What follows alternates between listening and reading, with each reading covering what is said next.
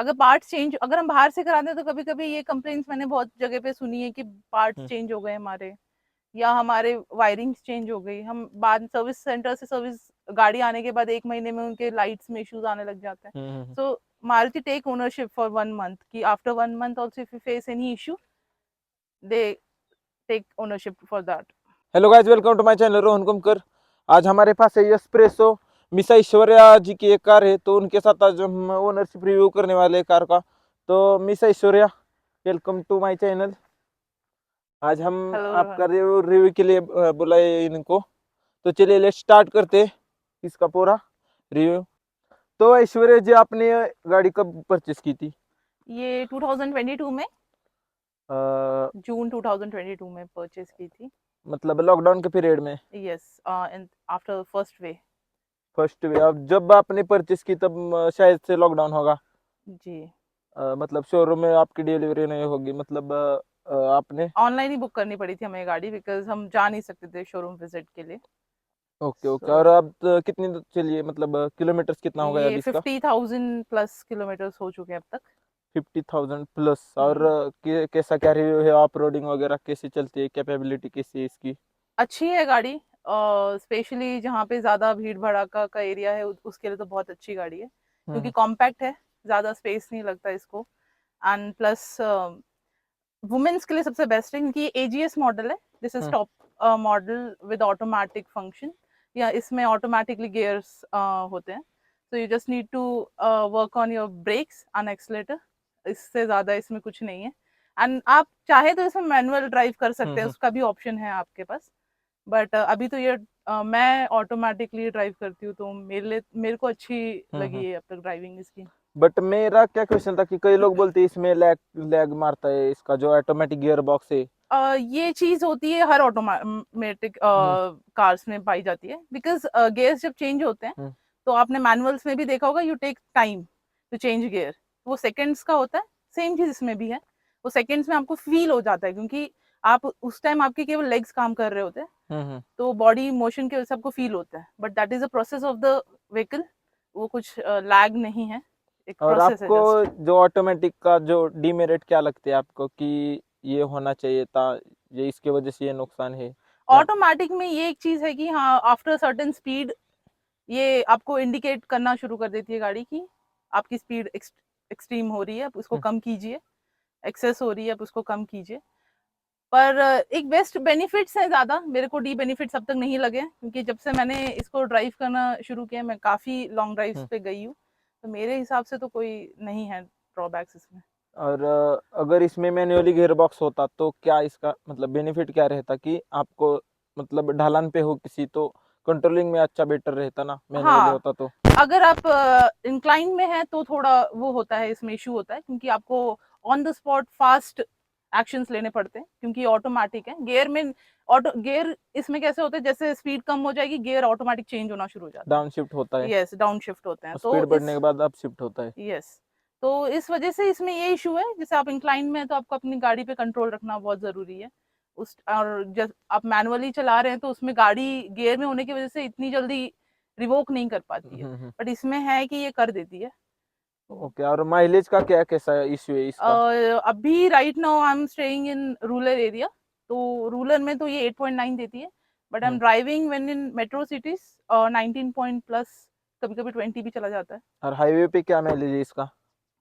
That only same 19-20, 90 depend on 20? Your speed, your way of driving, उस पर भी depend करता है आप कितना ब्रेक्स एंड एक्सलेटर यूज कर रहे हैं, इस पे भी आपके स्पीड माइलेज सब डिपेंड करता है। और सिटी में क्या इसका माइलेज होगा? सिटी में कम देती होगी ना शायद से? सिटी में जहाँ पे भीड़ भड़ाका ज्यादा है वहां पे तो ऑफकोर्स कम देती है, बट जहाँ नहीं है, आपको ओपन रोड है, वहां पे तो अच्छा खासा माइलेज मिलता है, मेरे को 20 प्लस भी मिल जाता है कभी कभी। और उस वक्त इसका ऑन रोड प्राइस क्या गया था? ये 6 में पड़ी है हमें, because I have bought in cash, so मुझे 6 प्लस में पड़ी है। Okay okay. और आपके पास ये लेने से पहले क्या क्या ऑप्शन थे? क्या हम ये भी ले सकते हैं, ये परचेस कर सकते हैं? आपने वैगनर क्यों नहीं देखी? ये एस्प्रेसो क्यों दिस वन लिए इज द ऐसा? न्यूएस्ट मॉडल ऑफ सुजुकी, हम्म आज वैगनार ये थोड़ी स्पोर्टी लुक देती है मेरे को, तो हम्म। ये सही थी। वैगनार का एक इशू मुझे ये लगता है, the look, okay. First thing, unspacious है, काफी अच्छी इसकी डिक्की है, एंड प्लस वैगनर से ये था कि ट्रेंडिंग में ये थी तो फिर ये ले ली हमने। ये भी चीज है, बट सीएनजी में आपने क्यों नहीं जाना दैट टाइम प्रेफर किया? CNG model was not available, just recently a year before it came in market. So okay okay. और ग्राउंड क्लियरेंस के बारे में आप कैसे? अच्छा ग्राउंड क्लियरेंस है। आई हैव ड्राइव्ड इन, जैसे इलाकों में मैंने ड्राइविंग की है जहाँ पे हम्म, पत्थर वगैरह हैं, पहाड़ों में मैंने इसको ड्राइव किया है, मैं खुद भी पहाड़ों में रहती हूँ, तो अच्छा खासा ग्राउंड क्लियरेंस है। तो मेरे हिसाब से तो ग्राउंड क्लियरेंस के लिए हम्म। इसको मैं 9 आउट ऑफ 10 दूंगी। अच्छी गाड़ी है, और बजट फ्रेंडली है। इंडिया में बहुत जरूरी है ये सोचना कि हर कोई गाड़ी ले पाए, तो ये वन ऑफ दैट कार्स है कि जो बजट में आती है। हाँ, बजट फ्रेंडली है, बट जो इसका मेरे को ये पूछना था कि इसका फ्रंट व्हील ड्राइव है कार, तो अगर आप किसी टेरेन में जाते हो, पत्थर वगैरह है छोटे, तो इंक्लाइन में दिक्कत देती है क्या मैंने आपको फ्रंट पहले में? भी ये चीज बताई थी कि इंक्लाइन में depend on driver speed and drivers control on car, नहीं देती है दिक्कत। जैसे हम्म, आपकी स्पीड और आपके ब्रेक्स पे कंट्रोल होना चाहिए, तो नहीं है, बिल्कुल दिक्कत नहीं है इस गाड़ी का। ट्रैक्शन में कोई दिक्कत नहीं नहीं इसकी? है, नहीं है। Okay okay. और अगर ये सीएनजी में होते तो आप जाना चाहती है इसके साथ उस टाइम? हाँ डेफिनेटली, जब होती तो it's good for nature also CNG models, but अभी नहीं थी available. Petrol model was only there and diesel model, but we don't want to go for petrol diesel model, so we bought petrol model. We can convert this in CNG model also, मतलब but we after don't market want आप लगा right now. सकते हो इसमें? Yes yes. और infotainment का बात करें तो अंदर क्या क्या कैसे फीचर्स है? आपको एक एलईडी स्क्रीन है इसके अंदर, हम्म, जिसमें आप म्यूजिक कंट्रोल कर सकते हैं। Navigation is also available, but you have to download the hmm. App Maruti Suzuki one, then you can navigate your car, and बाकी FM modes हैं, calling options, Bluetooth options, and rest of ACs, and that's it. Okay. And AC इसका कैसा है, क्या performance ACs है अच्छा इसका? है, अच्छा एसी एयर कूलिंग अच्छा है इसका। एक तो एरिया कम है, कॉम्पैक्ट है, तो इस वजह से कॉम्पैक्ट है। जल्दी गाड़ी गर्म नहीं होती, जल्दी ठंडी हो जाती है। Okay okay. और इस प्राइस रेंज में आपको ये कैसे वर्थ द मनी लगती है क्या ऑफ कोर्स वर्थ इसमें? द मनी है, क्योंकि ये इंडिया की, I think after Alto this one is the budget friendly car. अभी ऑल्टो मारुति सुजुकी बनाना बंद कर रहे हैं, हम्म। K10 के बाद उन्होंने नहीं ऑल्टो में कोई ये this is the upgrade version of upgrade Alto version. Only. Okay okay.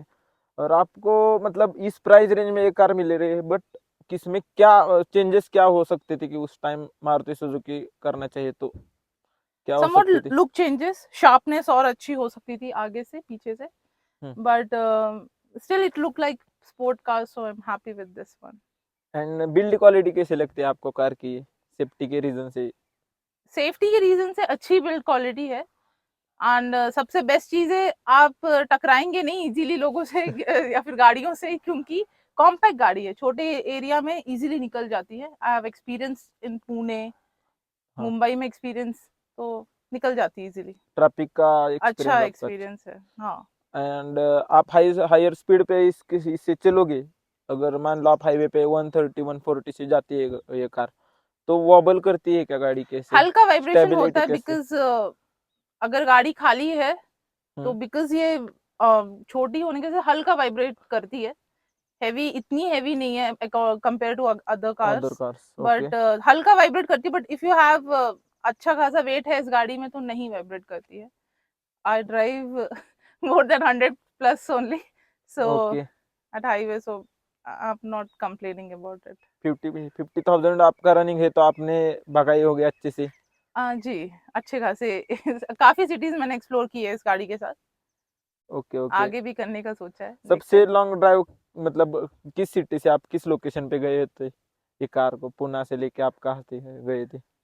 Mumbai, और मुंबई गए अभी थे? रिसेंटली सांगली गए हैं, कोल्हापुर। Okay okay okay. तो काफी आप घूमे हो इससे। हाँ, तो किसी को परचेस करना है तो आपका क्या आप प्रेफर करोगे किसी को कि? Definitely go for it. It's a budget friendly car, and the thing is अच्छे बजट में आपको सब चीजें मिल रही है। प्लस आजकल के हैवी ट्रैफिक्स को देख के बेस्ट गाड़ी है। हाँ, जस्ट कंफर्ट अगर आपको बहुत ज्यादा चाहिए एकदम, तो नहीं, एक्सयूवी जैसा कंफर्ट नहीं है, but still you yes, have a budget car. Budget car, okay okay. किसी को लेना है तो आप प्रेफर कर रहे हो कि इसको ले सकते हो आप? हाँ, वो भी डेफिनेटली। चीज है। और इसके मतलब कंपैरिजन में दूसरी लेना चाहिए तो इलेक्ट्रिक में जाना चाहिए क्या? अभी तक इसका इलेक्ट्रिक वर्जन नहीं आया है, अगर अदर आता का। है तो डेफिनेटली जाना चाहिए लोगों को इलेक्ट्रिक वर्जन में। हम्म।